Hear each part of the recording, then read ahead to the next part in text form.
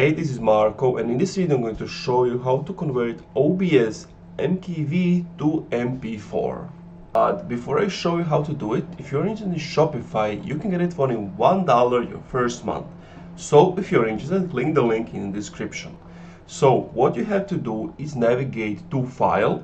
If you're on your Mac, it's going to be wherever your window is. So you want to click on File, and it's important then to click on Remove Recordings.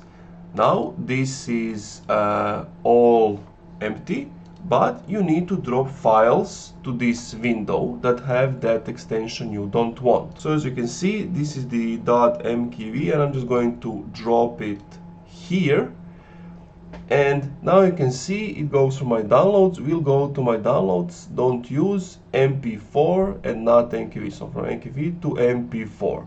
Then what you do is click Remux. Now that it's completed, you click OK. And you go where the thing is. And as you can see, it's been converted. Don't use .mp4. And that's it. Thank you for watching this video. If you enjoyed, leave a like, comment, subscribe. If you're still having some issues, let me know what was the problem in the comments down below.